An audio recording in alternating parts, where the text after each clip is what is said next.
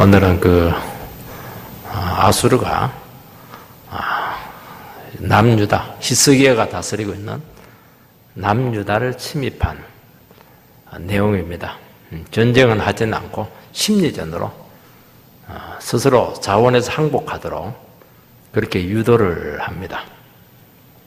그래서 오늘 이 본문에 우리가 봐야 될 주 초점이 뭐냐면은 하나님의 백성들이 세상의 그런 여러 가지 공격과 유혹 속에서 정말 순수한 신앙 하나로, 말씀 하나로 정말 승리할 수 있겠는가? 상당히 실존적인 질문을 던지고 있습니다. 아수르는 그 당시 최강대국입니다. 북이스라엘을 아마 몇 년 전에 멸망을 시켰습니다. 그 다음 카드가 남유다입니다. 북이스라엘이 멸망할 때 그때 남유다 왕은 히스기야의 아버지 아하스입니다. 참 악한 왕인데, 근데 사실은 세상적으로 보면은, 정치적으로 보면 아하스는 아주 정치적인 감각이 뛰어나고 외교술이 있는 그런 사람입니다. 그래서 남유다를 지키기 위해서 아수르와 손을 잡습니다. 그리고 중간에는 아람하고 북이스라엘이 결국에는 망합니다. 그런데 하나를 더 못 봅니다. 아수르라고 하는 이 탐욕적인 나라는 주위에 위협이 되고 돈이 될 만한 거 있으면 절대로 그냥 안 둡니다. 결국에는 이 남유다를 집어삼키려고 지금 하고 있습니다. 근데 아하스의 아들이 히스기야인데 다윗 이래로 가장 뛰어난 성군입니다. 성군. 아주 뛰어난 성경적인 왕이었는데, 이 사람은 아하스가 했던 불신앙적인 모든 신앙적인 유산들, 정책들, 이런 것들을 다 개혁을 합니다. 종교 개혁을 합니다. 종교 개혁의 핵심이 뭐냐면은, 예배 중심, 예배는 성전에서만 드려야 된다. 산당을 없앱니다. 그 주위에 있는 많은 우상들을 다 없앱니다. 그리고 그 당시 내려왔던 노뱀들, 우상 숭배했던 이런 것들 전부 노뱀이 우리식으로 말하면은 대대로 내려온 신앙적인 전통입니다. 그 전통들 다 없애고 다 미신이라고 그렇게 합니다. 그리고 아수르에 대해서 조공을 바치고 있는데 조공을 끊게 됩니다. 아마 강대국인 아수르에 대해서 이렇게 강하게 나올 수 있겠느냐? 강하게 나간 것은 아닙니다. 그냥 이 사람이 하나님 중심으로 나라를 바꾸다 보니까 아수르가 요구했던 재단들이 있거든요. 성전에 그거 다 치워버리는 겁니다. 그렇게 하다 보니까 아수르 입장에 봤을 때는 이 조그마한 나라가 급도 안 내고 그러면서 이 반아수르 정책을 펴는구나 하는 아주 오해를 주게 되었던 것은 분명합니다. 그래서 1차 침공을 이렇게 하게 되는데 1차 침공을 할 때 아수르 대군이 몰려오니까 감당이 안 되는 겁니다. 아무리 신앙적인 왕인데 종교개혁을 하고 말씀으로 돌아왔는데 너무 큰 위기가 온 겁니다.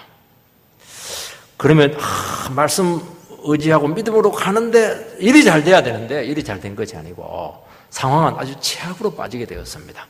그래서 너무 왕이 두려워했습니다. 그래서 협상을 합니다. 그래서 잘 달래가지고 엄청난 금을 보내서 그냥 돌려보내는데 심지어 성전에 있는 문에 있는 금도 떼서주고 성전에 있는 기둥에 있는 금을 벗겨서 줍니다. 아니 신앙적인 임금이 어떻게 이럴 수가 있겠는가 참 의문이 있는데 어쩔 수가 없는 것 같아요. 상황이 딱 그래 되면 이게 참 어려웠다 하는 것을 알 수가 있습니다. 그리고 한 가지 더 기억해야 될 것은 우리가 정말 이제 믿음으로 살아야지. 하나님 말씀 의지하고 살아야지. 좋은 일이 딱 생기면 좋은데 최악의 상황이 올 수도 있다는 겁니다. 그래서 이걸 어떻게 봐야 되느냐?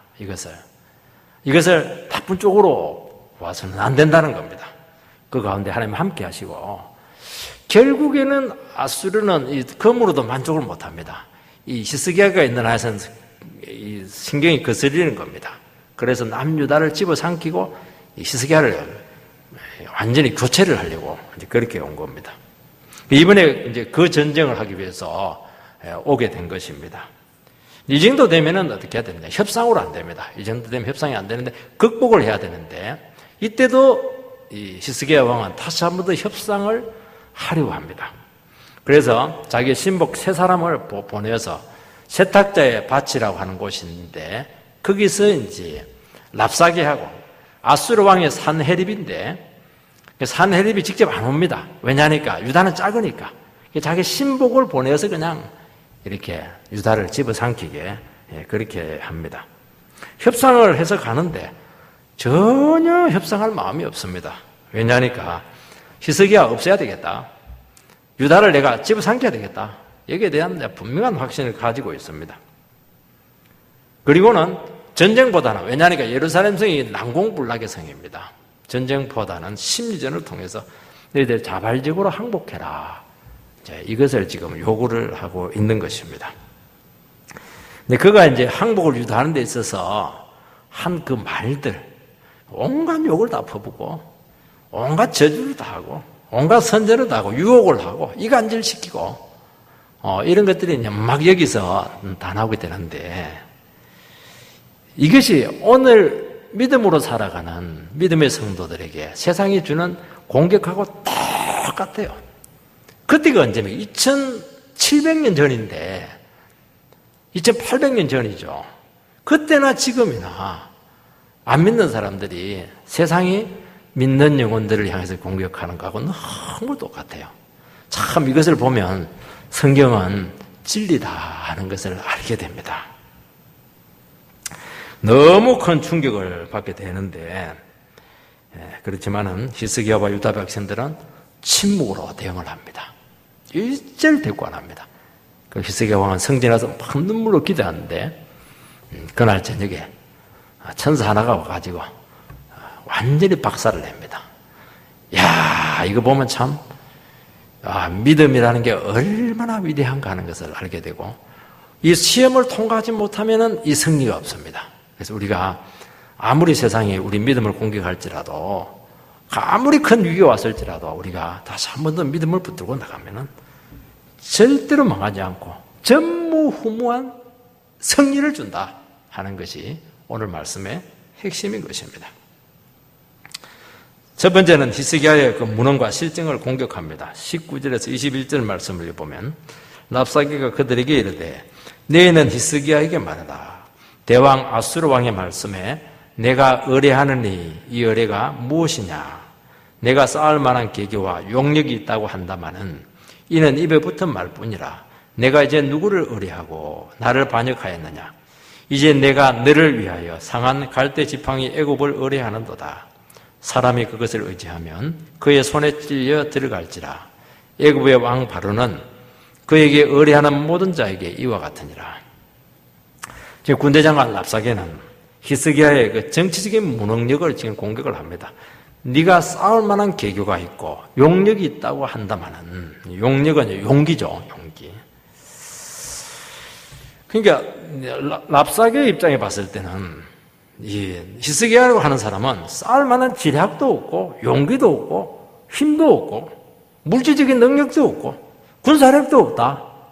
네가 무슨 근거를 가지고 지금 아수르한테 반아수르 정책을 펴고 대항하려고 하느냐. 네가 지금 정신이 있나 하는 것입니다. 어떻게 반아수르 정책을 펴고 완전히 꺼져가고 있는 애국과 동맹을 맺어서 도움을 받으려고 하느냐 하는 겁니다. 히스기야는 이 사람 말이 틀린 게 아닙니다. 히스기야는 정말 정치적으로 미숙한 왕입니다. 정치에 무슨도 못하고 자기 능력도 모르는 그런 인물로 공격을 합니다. 아버지는 이런 부분에서 아주 탁월합니다. 신앙적으로 봤을 때는 악한 왕인데 현실적으로 봤을 때는 아스 왕이 굉장히 그 정치 감각, 외교술이 뛰어난 왕이었습니다. 정치술을 이렇게 하면은 마키아벨리가 아주 그 대부입니다. 마키아벨리라는 이 정치 사회학자는 정치를 뭘로 봤냐니까 게임으로 봅니다. 여러분 게임은 이겨야 됩니다. 수단과 방법을 가리지 않고 이겨야 됩니다. 지면 아무것도 아닙니다. 그러니까 뭐 사랑, 희생, 그런 목적들, 이런 것들, 보편적인 가치, 이런 것들이 중요한 게 아닙니다. 이것은 겉으로 해놓고 그것도 수단으로 써가지고 무조건 상대를 이겨야 되는 겁니다. 그러니까 얼마나 판단력이 뛰어나고 얼마나 계산력이 뛰어나고 지뢰과 상대의 허를 찌르는 그 순발력, 추진력, 용기 이런 것들이 상당히 필요하다는 것인데, 이런 입장에서 보니까 히스기야는 그야말로 정치 빵점입니다. 정치 3단 정도 돼야 되는데 너무 형편없습니다. 수단도 없고 늘 하는 게 기도는 합시다, 그겁니다. 말을 그릇듯한데 행동하는 게 없습니다. 왜냐하면 히스기야는 정치적인 인물이 아니고 신실한 하나님 앞에 한 성도였습니다. 여러분, 성도는 수단과 방법을 다 쓰지 않습니다. 가립니다. 아무리 목적이 좋아도 하나님의 뜻을 묻고 하나님의 방법으로 합니다. 그래서 무엇을 하기 전에 이게 바른 것인지 바르지 않은 것인지, 하나님이 기뻐하는 것인지 기뻐하지 않는 것인지 따지기 때문에 항상 그 느립니다, 순발력이. 그리고 확신이 될 때까지는 움직이지 않습니다. 그런데 정치술을 쓰고 세상적인 방법으로 가는 사람들은 딱 틈만 생기면 일단 움직여 봅니다. 선점을 하고 보는데 믿음의 사람들은 그렇게 안 합니다. 히스기야 왕이 한 가지 정치적으로 행동한 것이 있습니다. 그것은 정말 100% 믿음을 해야 되는데 인간입니다, 인간. 그래서 아수르를 견제하기 위해서 그 당시 반대편에 있었던 애굽하고 동맹을 체결합니다. 그런데 이 랍사게가 애굽을 뭐라고 얘기했냐니까, 애굽은 지는 해다, 그리고 상한 갈대 지팡이다, 그렇게 이야기합니다. 이 상한 갈대 지팡이는 딱 짚으면 딱 견고하게 지탱을 해줘야 되는데 부러집니다. 그런데 문제는 부러지면서 그냥 부러지는 게 아니고 손을 그냥 찔러버립니다.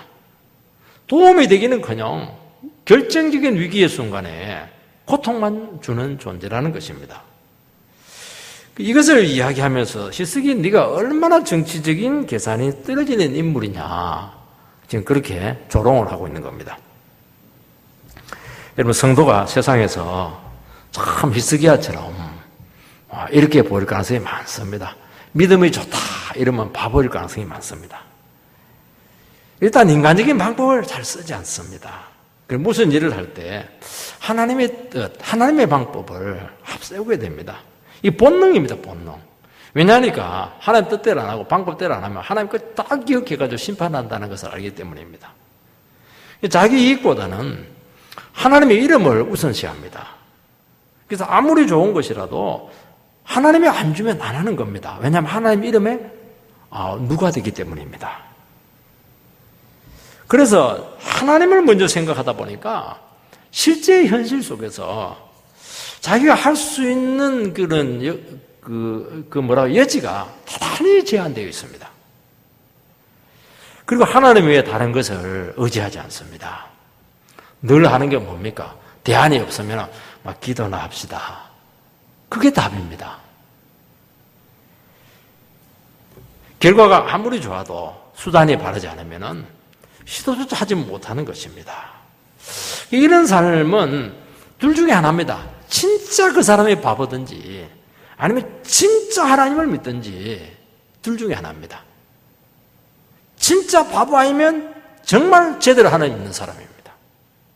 히스기야는 정말 하나님을 믿었던 그런 인물이었습니다. 이거 되려면 어떻게 해야 됩니까?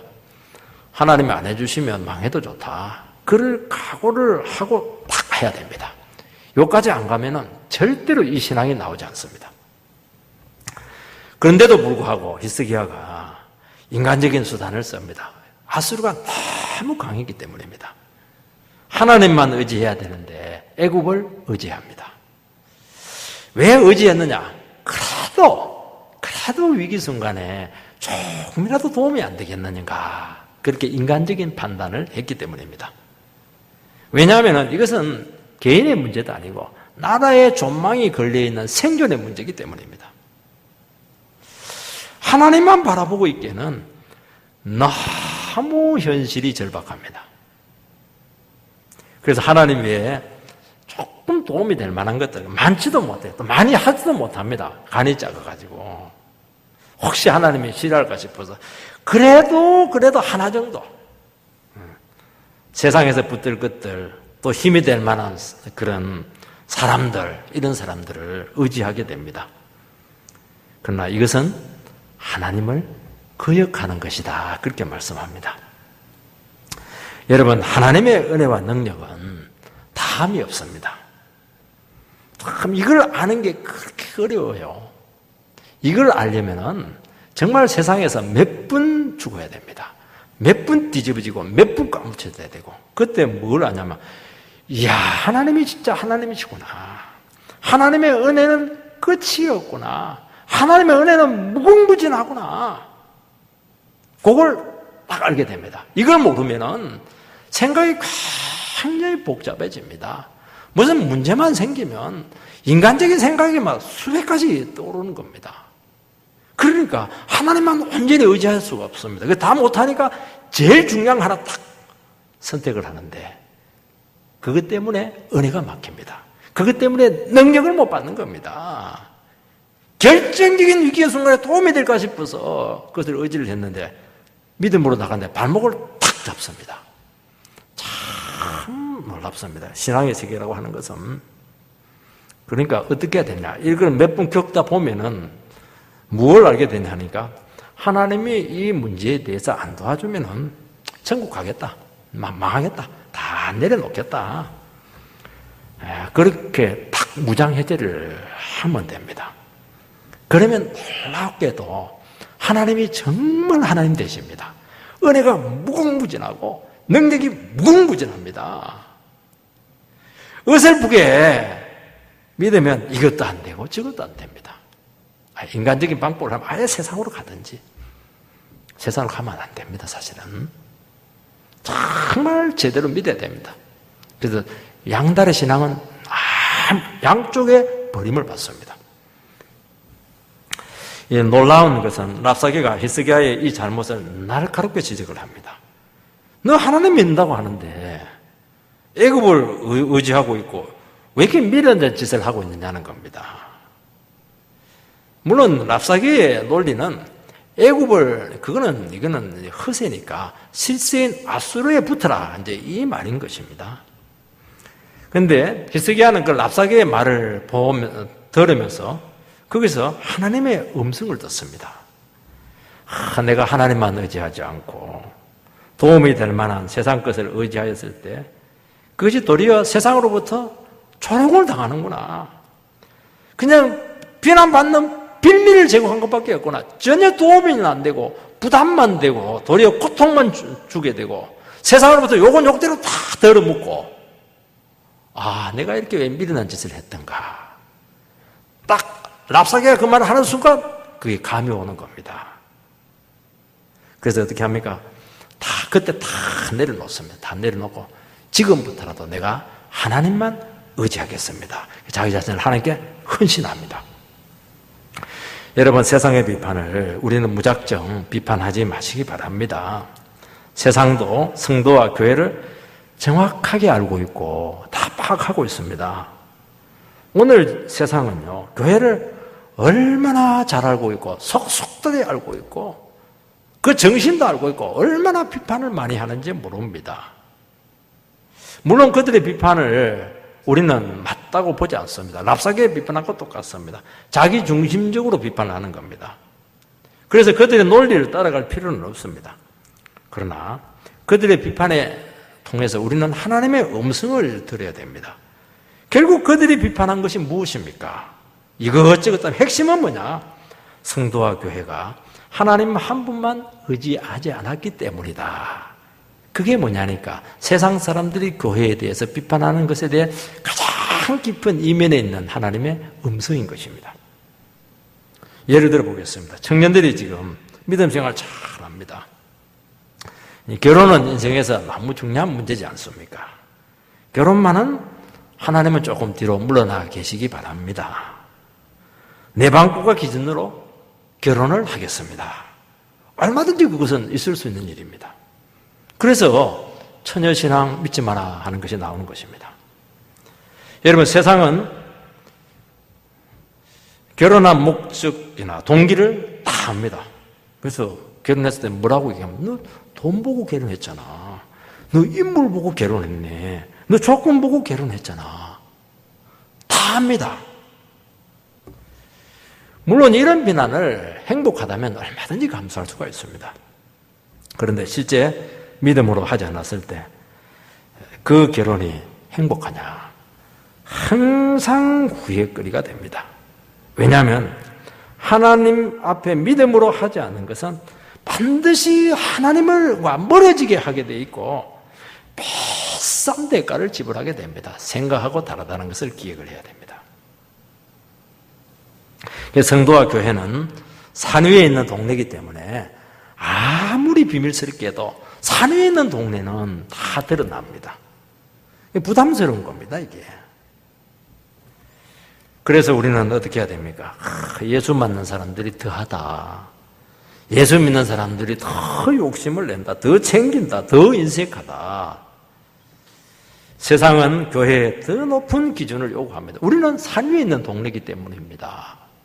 산 밑에 있으면 뭐 숨어서 죄를 지을 수도 있습니다. 그런데 우리는 죄를 지어도 다 드러나고 9시 텔레비전 뉴스에 다 나옵니다. 그날 지은 죄들 다 나옵니다. 이때 우리가 충격을 받아야 됩니다. 이 사람들은 우리보다 훨씬 더 죄를 많이 짓는데 뭐 온갖 비난을 우리한테 다 하는 겁니다. 그래서 그것을 하나님의 책망으로 받아들여야 되지, 그걸 세상을 공격하는 빌미로 써서는 안 된다는 것입니다. 여러분, 교회와 예수 믿는 사람들 때문에 교회를 안 나가겠다고 하는 그런 사람들이 많습니다. 그 말을 들으면 참 마음이 아픕니다. 그때 억울해할 것이 아니고 정말 우리가 하나님의 말씀의 원리대로 살지 않았기 때문이라는 것을 알아야 됩니다. 결정적인 순간에 예수 믿는 사람들이 하나님을 팽개치고 말씀 팽개치고 자기 이익을 취한 겁니다. 그래서 깊은 상처를 받게 되었을 때 세상은 막 병원이 교회를 저주하는 겁니다. 그래서 하나님의 말씀을 잘 때, 내가 끝까지 주님께 충성하지 못한 결과구나 하는 그 주님의 음성으로 받아들이라는 것입니다. 두 번째는 히스기야의 종교개혁을 지금 조롱을 하고 있습니다. 랍사게는 히스기야의 무능을 조롱했는데도 불구하고 이스라엘이 항복하지 않자 하나님을 아예 대놓고 직접 공격합니다. 22절 읽어보면은, 너희가 내게 이르기를 우리는 우리 하나님 여호와를 의뢰하노라 하리라마는 히스기야가 그들의 산당과 제단을 제거하고 유다와 예루살렘 사람에게 명령하기를 예루살렘 이단 앞에서만 예배하라 하지 아니하였느냐 하셨나니, 랍사게는 히스기야의 그 종교개혁에 대해서 어떻게 연구를 했는지 잘 알고 있습니다. 그래서 히스기야가 산당과 제단을 없애고 성전에서만 제사를 드리겠다는 것까지 알고 있습니다. 이 산당과 제단에는 이방 우상이 있고 신상들이 있고 또 우상 제단들이 있었기 때문에 종교개혁을 하면서 이 모든 것들을 다 없앱니다. 왜냐하면 하나님만 섬김받아야 되고 하나님만 참신이기 때문입니다. 그런데 랍사게 입장에 봤을 때는 하나님만 유일하다는 것을 모르는 겁니다. 그리고 유다 안에 이미 많은 이방신들이 있었습니다. 그런데 히스기야가 그 우상들을 다 없애는 바람에 그 수많은 신들, 우상들로부터 네가 큰 노여움을 사게 되었다 하는 논리를 펴고 있습니다. 그리고 너희들이 여호와라고 하는 신을 믿고 있는데 하나님을 믿으면 이런 일이 어떻게 생길 수 있겠느냐는 것입니다. 산당 안에 있는 여호와의 성물을 너가 없앴기 때문에 네가 믿는 여호와로부터도 네가 지금 도움을 못 받고 있다 하는 것입니다. 그러니까 그의 입장에 봤을 때는 하나님도 여러 우상 중에 하나고 유다 땅 안에서만 능력이 있는 수호신 정도다, 그렇게 생각하고 있는 것입니다. 그런데 네가 그 하나님만 어떻게 의지해서 이 대왕 아수르 왕을 이기려고 하느냐? 더 큰 능력을 가진 신들이 얼마나 많은데 하나님만 붙들고 있느냐? 그런 지금 공격을 하고 있는 것입니다. 오늘 세상은 하나님만 믿고서는 살아갈 수가 없습니다.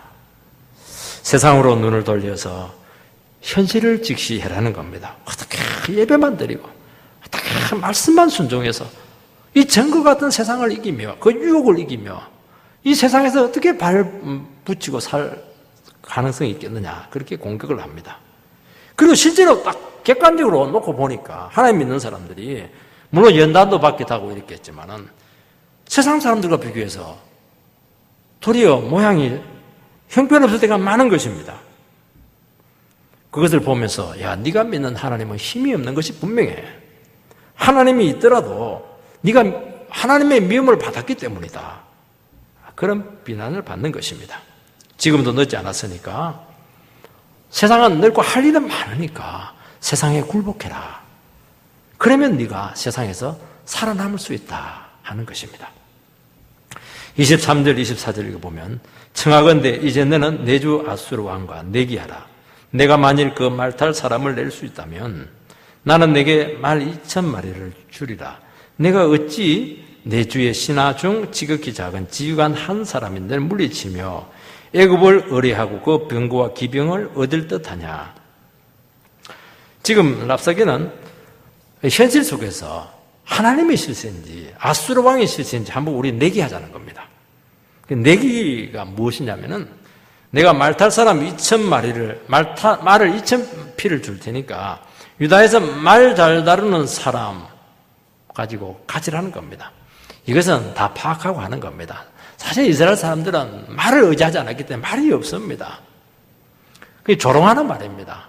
그러니까 유다라고 하는 나라에 있어서 군사력이라고 하는 것은 너무 형편없습니다.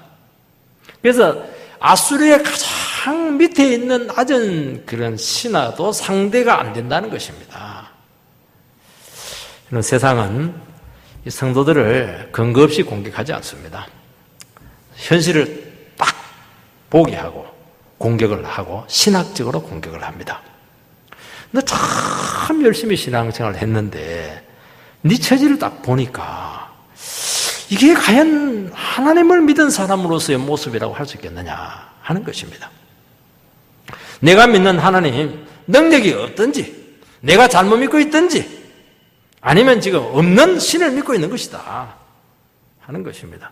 네가 그렇게 하나님을 잘 믿는데 나이가 지금 40이 돼간데도 왜 결혼도 못하느냐, 변변히 집도 하나 장만하지 못하느냐, 이렇게 부르면은 정말 할 말이 없습니다. 다른 신도 있고 다른 세계도 있으니까 그거 다 인정하고 너무 고리타분하게 하나님만 믿지 말고 유별나게 믿지 마라. 그렇게 세상은 요구를 하는 것입니다.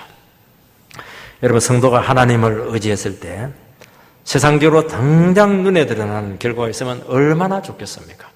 예수 믿었더니 그냥 대박이 터져버리고 좋은 일만 탁 생기고, 물론 좋은 일 생기게 반드시 합니다.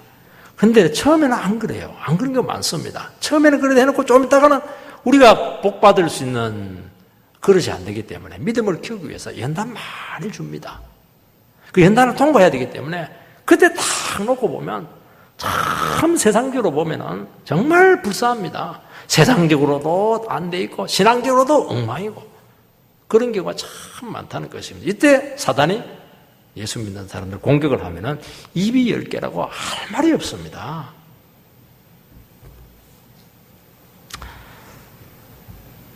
내가 믿는 하나님 어디에 있습니까? 하는 것입니다. 이때 성도는 도무지 대꾸를 할 수가 없습니다. 아직 기회도 있고 네 살 길이 있으니까 아직 늦지 않았다. 네 길을 찾아라는 것입니다.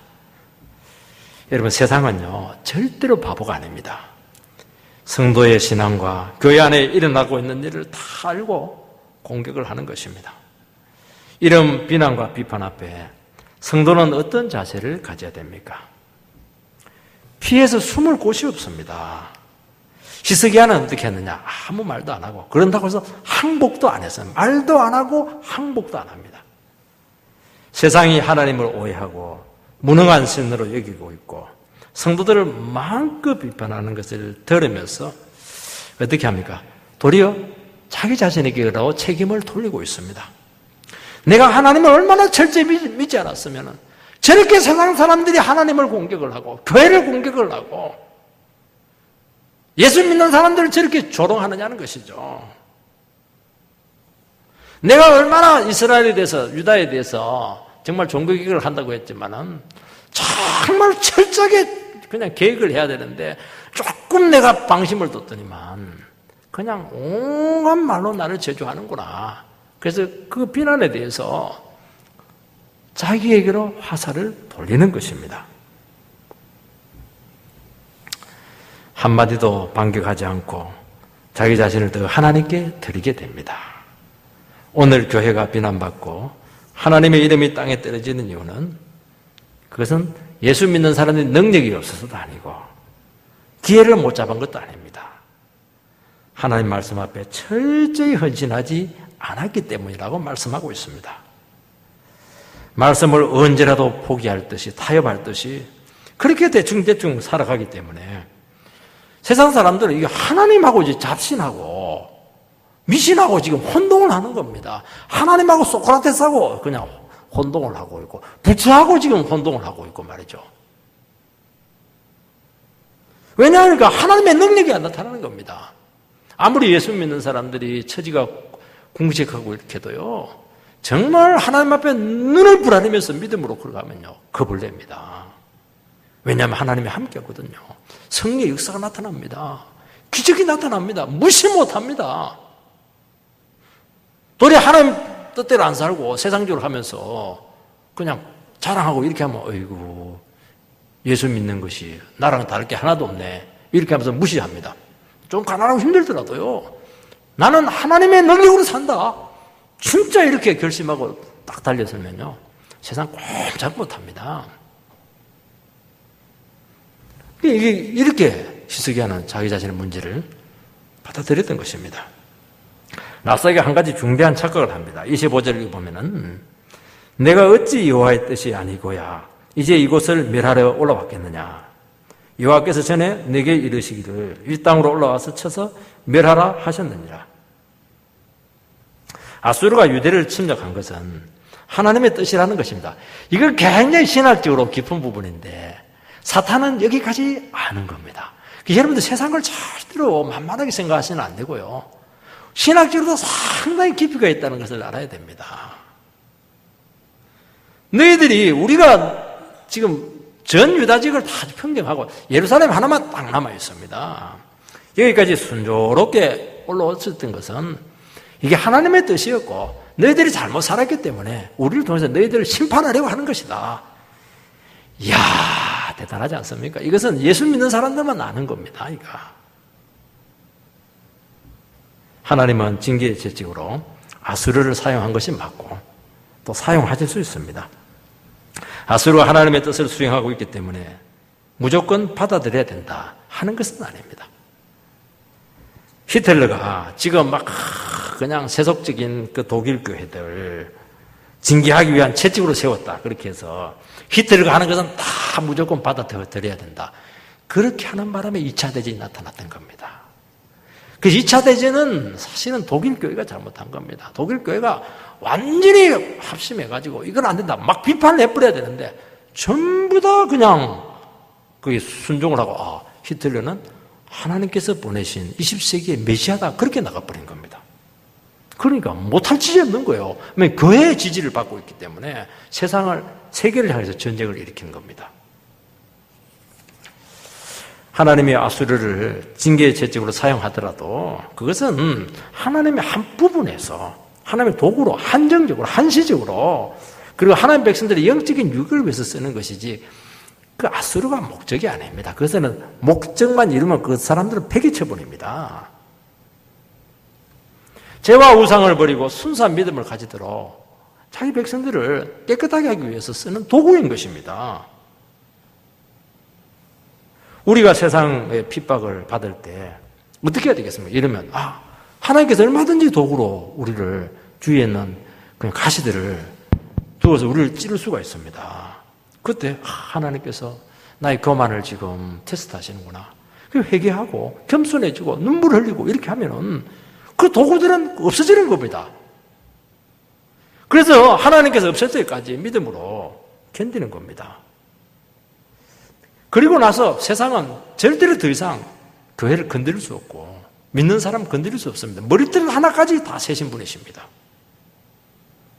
교회와 성도가 하나님이 원하시는 기준으로 변화되면 반드시 징계의 채찍을 거두는 것입니다. 세 번째는 왕과 백성들을 지금 이간질시키고 있습니다. 랍사게가 큰 소리 팍 치니까 이 말이 지금 굉장히 먹혀들고 있습니다. 굉장히 신이 났습니다. 그래서 유다 그 세 명 간 협상자들이 제발 유다 방언으로 말하지 말고 아람 방언으로 말해달라고. 백성들이 지금 다 듣고 있기 때문에 굉장히 힘들어합니다. 아이고 랍사게가 그 말을 듣겠습니까? 그러니까 됐다 이러면서 아예 성에다 대놓고 심리전을 펴고 있습니다. 29절에서 31절을 보면 왕의 말씀이 너희는 히스기야에게 속지 말라. 그가 너희를 내 손에서 건져내지 못하리라. 또한 히스기야가 너희에게 여호와를 의뢰하라 함을 듣지 말라. 그가 이르기를 여호와께서 반드시 우리를 건지실지라. 이 성읍이 아수르 왕의 손에 함락되지 아니하게 하시리라 할지라도 너희는 히스기야의 말을 듣지 마라. 랍사게는 이제 대놓고 히스기야를 공격합니다. 속지 말라는 겁니다. 왜냐하면 히스기야는 신앙적인 왕이기 때문에 하나님이 이 전쟁에 반드시 함께하고 승리한다 하는 것을 백성들에게 가르치기 때문입니다. 지금 성하는 오랜 포위로 너무 상황이 어렵고 자기 배설물을 먹고 마실 정도로 그렇게 심각한 상태에 빠졌습니다. 이때 믿음으로 승리한다 하는 그 말씀을 백성들이 붙드는 것이 쉬운 문제냐는 것입니다. 그래서 랍사게는 바로 이것을 또 간파를 합니다.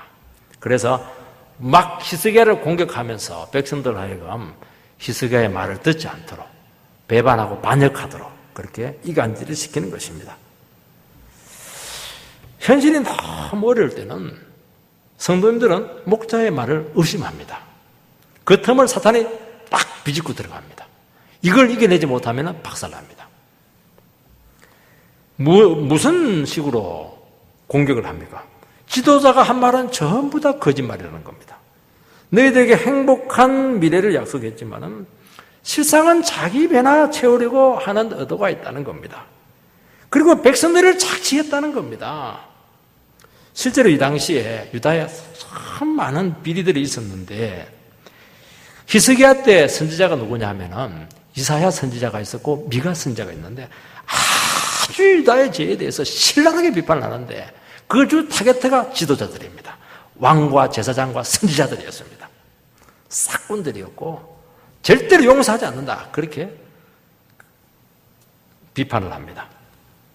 그래서 랍사게의 그 주장은 전혀 근거 없는 유언비어가 아닙니다. 그러니까 파괴적인 힘이 있는 것입니다. 백성들이 이 말을 듣고 크게 흔들립니다. 랍사게는 마치 너희들 그 히스기야 왕 지도자의 말 들으면 너희들 노예로 전락한다.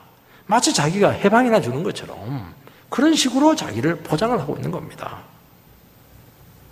오늘 성도는 세상으로부터 비난을 받고 있고 많은 성도님들이 교회를 떠나고 있습니다. 왜냐하면 교회의 모습이 건강하지 않기 때문입니다. 교회도 썩었고 목회자도 썩었고 돈 문제, 여자 문제, 교권주의 막 제가 진동을 한다고 합니다. 여러분 세상은요 교회에 비하면 교회가 그 정도면 세상은 수십 배, 수백 배로 더 죄로 뒤범벅이 되어 있습니다. 그런데 목회자가 지은 지는 어떻게 합니까? 신문에 그 다음날 대문짝만하게 탁 나옵니다. 자기들은 그건 죄도 아니에요. 그런데 목회자가 신호 위반한 거 다 나옵니다. 물론 교회는 깨끗해야 되고 지도자는 정직해야 됩니다. 그렇지만 세상은 지도자를 공격해서 어찌하든지 교회를 무너뜨리려고 합니다.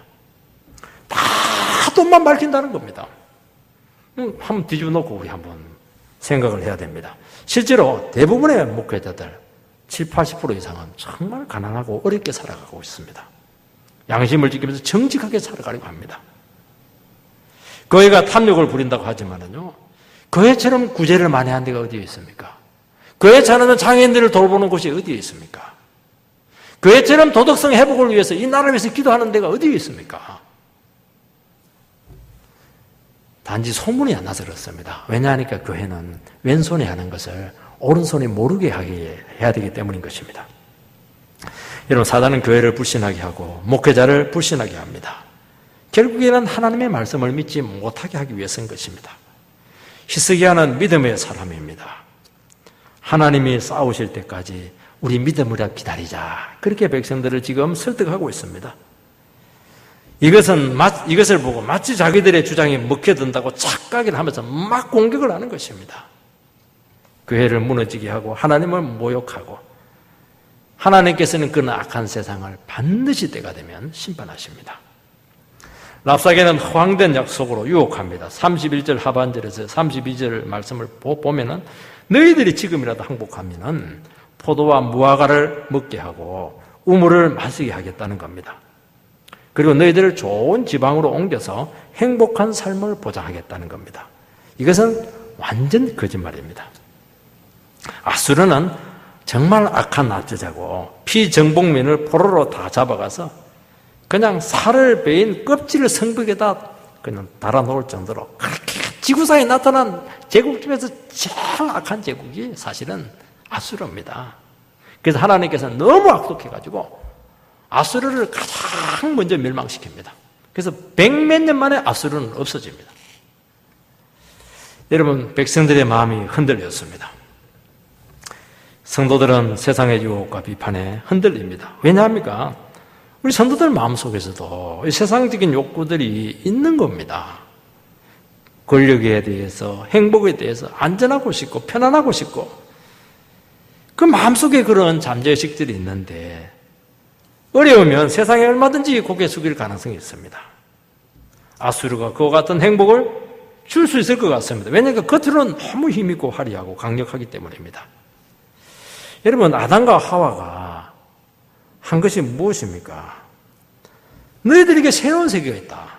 하나님과 같은 지혜와 자유로운 삶을 줄 것이다. 이 사단의 유혹에 넘어갔던 것입니다. 그런데 딱 유혹에 넘어가니까 어떻게 됐습니까? 완전히 정반되고 너무 비참하게 되었고 그 즉시 죄와 죽음과 고통의 노예로 완전히 전락했습니다. 오늘 성도님들은 믿음의 삶에 대해서 한 번씩 상황이 어렵고 궁색하면 참 이렇게 회의가 될 때가 많습니다. 굳이 어렵고 힘든데, 지금 현실에 가서 열심히 살아도 힘든데 굳이 예배드리고 말씀에 순종하면서 살 필요가 있느냐는 것입니다. 그래서 세상에서 많은 것을 것도 같고 또 낙원이 약속되는 것처럼 우리에게 다가옵니다. 그러나 그것을 붙드는 순간 우리는 그 순간 즉시 죄와 세상의 노예로 전락합니다. 당장 원하는 결과가 또 변화가 없더라도 어떻게 해야 됩니까? 하나님이 나와 함께 하신다는 것입니다. 기다리며 주님과 동행하는 삶을 사시기 바랍니다. 이것이 생명입니다. 저는 어려움이 없다고 여러분들에게 말하지 않습니다. 고통이 없다고 말하지 않습니다. 그렇지만은 어떤 상황 가운데서도 하나님 붙들면 어려우면 어려울수록 더 위대한 승리를 주시고 가난하면 가난할수록 더 부유하게 하시는 그 하나님을 이 시간 붙잡으시기 바랍니다. 그리고 견딜 수 있어요. 하나님께서 그런 상황을 주셨다고 하는 것은 얼마든지 우리가 믿음으로 견딜 수 있는 능력으로 함께 한다는 것입니다. 여러분, 정말 좋은 것이라면 유혹할 이유가 뭐가 있겠습니까? 그렇지가 않는 것입니다. 착각을 하면 안 되는 것입니다. 눈에 보이는 거, 과학들, 문명들, 경제들, 좋은 환경들, 이거 우리 미래를 보장하지 않습니다. 정치가 우리 문제 해결해 주지 않고 복지가 우리 노후 보장해 주지 않습니다. 그 흔들리면 안 되는 겁니다. 오직 미래는 주님께 있고 현재 주어진 처지에서 믿음으로 변질되지 않고 자기 길을 꿋꿋이 걸어가시기 바랍니다. 세상 보지 마시고 다른 사람과 비교하지 마시고 지금까지 살아왔으면 결과가 어떠든지 그것을 잘 받아들이시기 바랍니다. 하나님, 그러면 시작이에요. 우리는 자꾸 과거를 묻지 마시기 바랍니다. 실수할 수 있어요. 잘못할 수 있어요. 그러니까 지금 하나님 말씀 듣고 내가 이 상황을 인정하고 내 믿음으로 살겠습니다. 아무리 어려워도 내가 승리하겠습니다. 그러면 바로 기적입니다. 억울할 것도 없고요. 내만 불행한 것이 아닙니다. 우리의 미래는 주님께 있음을 알고 온전히 주님께 헌신해서 다시 한번 멋진 히스기야 같은 정말 전무후무한 그런 승리를 얻는 우리 귀한 성도들 되시기를 주의 이름으로 축복합니다.